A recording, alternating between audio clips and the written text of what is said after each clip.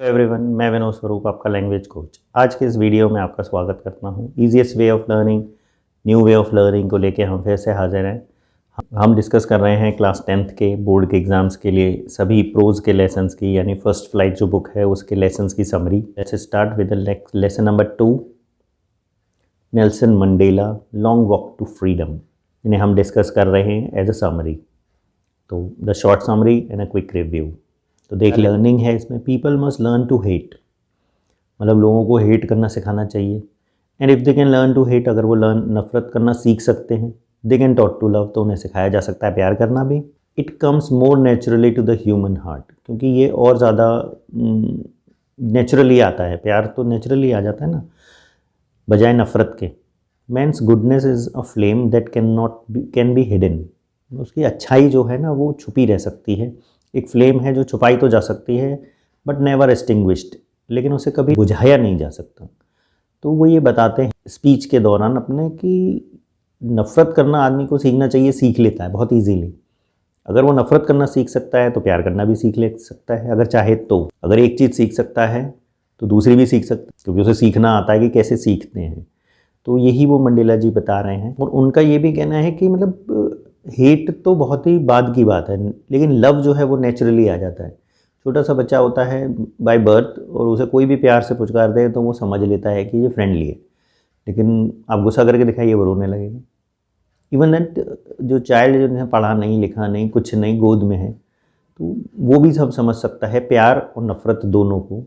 तो समझदार लोग तो समझ ही सकते। तो वो यही कह रहे हैं कि ये लव जो है वो नेचुरली आता है बजाय हेट के।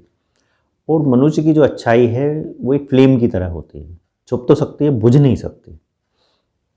यही वो बात है कि अपनी अच्छाइयों को हमेशा देखते रहें। ट्विन ऑब्लिगेशन से वो बताते हैं कि दो ऑब्लिगेशंस होते हैं लाइफ में मनुष्य की, मतलब हमारी ज़िंदगी में दो जिम्मेदारियां हैं जो हमें पूरी करनी चाहिए, दो कर्तव्य हैं, ड्यूटीज़ हैं, कुछ भी कह सकते हैं। Obligation to family, parents, wife and children. अपने पेरेंट्स के लिए, अपनी वाइफ के लिए, अपने बच्चों के लिए आपकी कुछ रिस्पॉन्सिबिलिटीज़ हैं। Obligation to people, community and country. दूसरी ओर आपकी कुछ जिम्मेदारियां हैं देश, लोगों के लिए, समाज के लिए, कम्युनिटी के लिए, और कंट्री, देश के लिए भी। तो ये दो ऑब्लिगेशंस हैं आपके जिन्हें आपको पूरा करना ही है। आप अपने परिवार के लिए क्या कर रहे हैं, आप अपने देश के लिए क्या कर रहे हैं, समाज के लिए क्या कर रहे हैं, ये मैंडेटरी है, ये आप समझें। But in South Africa it is difficult for black people to fulfil both the obligation. लेकिन जब ये अपार्थाइड सिस्टम था तो उसमें साउथ अफ्रीका में लोगों के लिए दोनों ऑब्लिगेशंस को पूरा करना बहुत ही मुश्किल था, क्योंकि अगर वो अपनी फैमिली को करना चाह रहे हैं तो देश के लिए कुछ नहीं कर पा रहे हैं, और देश के लिए कुछ करना चाह रहे हैं तो उन्हें जेल में डाल दिया जाता है, तो वो फैमिली के लिए कुछ नहीं कर सकते, यानी दोनों ऑब्लिगेशंस को वो पूरा नहीं कर पा रहे हैं। नेक्स्ट आता है freedom. Freedom as a boy was an illusion, मतलब एक लड़के के रूप में जब वो छोटे थे तो बताते हैं वो जितनी भी आज़ादी मुझे मिली थी कि इधर खेलने की, उधर कूदने की, भैंस के ऊपर बैठने की, तालाब में नहाने की, तो वो एक भ्रम था कि मैं आज़ाद हूँ, मैं जो चाहे वो कर सकता हूँ।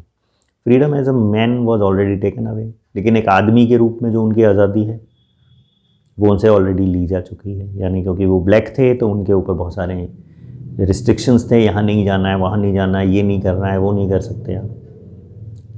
तो नेल्सन मंडेला वही बता रहे हैं कि फ्रीडम क्या है वो उन्हें बड़े होकर पता चलता है। As a boy he understand that everything is available to him, हर चीज़ उनके लिए उपलब्ध है, लेकिन जब बड़े होते हैं उन्हें समझ में आता है कि ये नहीं कर सकते, वो नहीं कर सकते, यानी कुछ गड़बड़ है। Hunger for freedom. After seeing that everyone's freedom was at stake, जब उन्होंने देखा कि हर किसी की आज़ादी दांव पे लगी हुई है, Mandela join African national Congress, तो उन्होंने अफ्रीकन नेशनल कांग्रेस ज्वाइन की। And this happened when hunger for his own freedom became greater than the hunger for the freedom of his people. बड़े काम आदमी तभी कर सकता है, उन्होंने यही कहा कि मतलब जब मेरी भूख मेरे अपने निजी आज़ादी के लिए ना होकर सबकी आज़ादी के लिए हो गई, तो एम बड़ा हो गया, तो हेल्प मतलब इरादा भी बड़ा हो गया कि अरे बहुत सारे लोगों का बेनिफिट जुड़ा है तो करना ही है। एक आदमी का बेनिफिट है, आज नहीं तो कल कर लेंगे, कल नहीं तो परसों कर लेंगे, आलस कर जाता है आदमी। तो वो ये बताते हैं कि जब मेरे को ये लगा कि ये आज़ादी मेरे अकेले की नहीं है, सबकी है, तो ये बहुत ज़रूरी है। अगर अकेले की है तो छोड़ दो, आदमी छोड़ देता है, रिलैक्स कर लेता है कि अरे ठीक है कोई बात नहीं, मेरी अपनी बात तो है।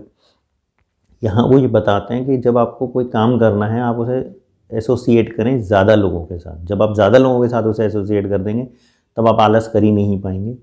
और आपको मोटिवेशन भी मिलता रहेगा कि अरे ये तो करना है, मैंडेटरी है, ज़रूरी है। डिग्निटी एंड सेल्फ रिस्पेक्ट, इसी संघर्ष ने, वो बताते हैं, ट्रांसफॉर्म कर दिया उन्हें, transform a frightened young man into a bold one. एक डरपोक आदमी को, डरे हुए आदमी को एक बोल्ड बना दिया, निडर बना दिया।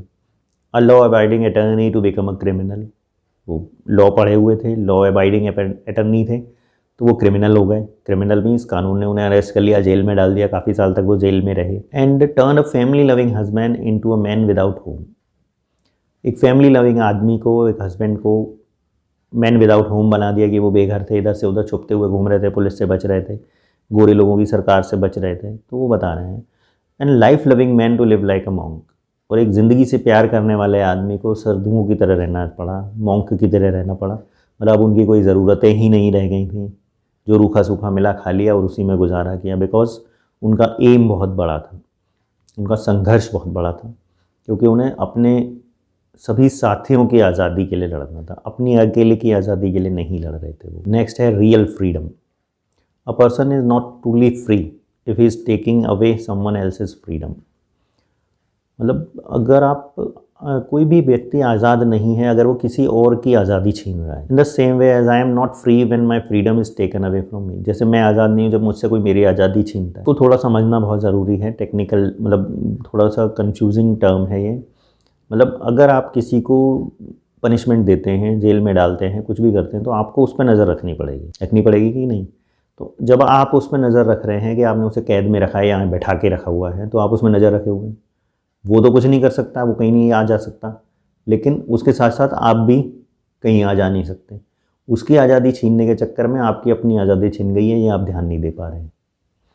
यही नेल्सन मंडेला बता रहा है, person is not truly free is taking away someone else's freedom. आप खुद भी आज़ाद नहीं है अगर आप किसी की आज़ादी छीन रहे हैं, सोचिए। और इसी तरह मैं भी फ्री नहीं हूँ जब मुझसे मेरी आज़ादी छीनी जा रही है, तो मैं तो आज़ाद हूँ ही नहीं, और जो छीन रहा है वो भी आज़ाद नहीं है। तो रियल फ्रीडम क्या है कि ना हम किसी की आज़ादी छीनें और हम भी आज़ाद रहें। तो ये मेन चीज़ है। तो ये एक लॉन्ग वॉक टू फ्रीडम है उनका, जो संघर्ष वो बताते हैं, जिसकी वजह से साउथ अफ्रीका आज लिबरेट हो सका, आज़ाद हो सका, और अपार्थाइड जैसा जो सिस्टम था वो वहाँ से ख़त्म हो सका। आई थिंक ये वीडियो आपको अच्छा लगा होगा। इस लेसन की समरी में कोई भी दिक्कत है, कोई चीज़ समझ में नहीं आ रही है, you can drop in the comment box, I will try to answer all your queries. और भी कोई लाइन्स हैं चैप्टर की जो आपको समझ में नहीं आ रही हैं, I will try to explain it. Keep learning, keep sharing, and don't forget to subscribe my channel. Thank you.